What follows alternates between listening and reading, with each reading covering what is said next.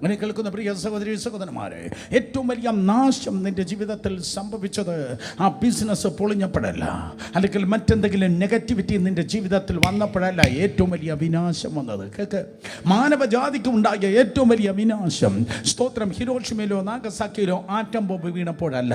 2001 September മാസം 11 തീയതി ന്യൂയോർക്കിലെ ട്വിൻ ടവേഴ്സിൽ അൽ ഖൈദ തീവ്രവാദികൾ, സ്തോത്രം, വിമാനം ഇടിച്ച് കയറ്റിയപ്പോഴല്ല അത് ഏറ്റവും വലിയ വിനാശം വന്നത്. കേൾക്ക്, പാൻഡമിക് കൊറോണ വന്നപ്പോഴല്ല ഏറ്റവും വലിയ വിനാശം, സ്തോത്രം, മാനവ ചരിത്രത്തിനുണ്ടായത്.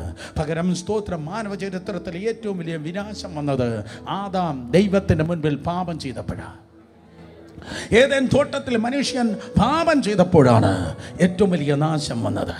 സമ്പത്ത് പോകുമ്പോഴല്ല നാശം, പാപം ചെയ്യുമ്പോഴാണ് ഏറ്റവും വലിയ നാശം നിന്റെ ജീവിതത്തിലേക്ക് വരുന്നത്. ആദം ദൈവത്തിന്റെ മുൻപിൽ പാപം ചെയ്തപ്പോൾ, സ്തോത്രം, അവിടെ സാത്താൻ പറഞ്ഞു ഞാൻ വിജയിച്ചു. ദൈവത്തിന്റെ പദ്ധതി പൊളിഞ്ഞു.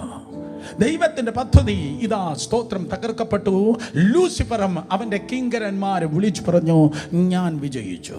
ഓ, ഞങ്ങൾ വിജയിച്ചു. അല്ലെങ്കിൽ സാത്താൻ പറഞ്ഞു കാണും ഞാൻ വിജയിച്ചു. പക്ഷേ വളരെ കൃപയോടെ ഞാൻ പറയട്ടെ, അഹങ്കാരത്തോടെയല്ല, സ്തോത്രം, സാത്താന്റെ മുൻപിൽ താഴ്മയോടെയല്ല, കൃപയോടെ ഞാൻ പറയട്ടെ, സ്തോത്രം, സാത്താനെ, എൻ്റെ ദൈവം ഒരിക്കലും പരാജയപ്പെടുന്നില്ല. ദൈവത്തിൽ തോൽവി ലേതു എന്ന് പറഞ്ഞാൽ ദൈവത്തിൽ പരാജയം ഇല്ല. ആണ്ടവരുടെ തോൽവി കിടയാതെ.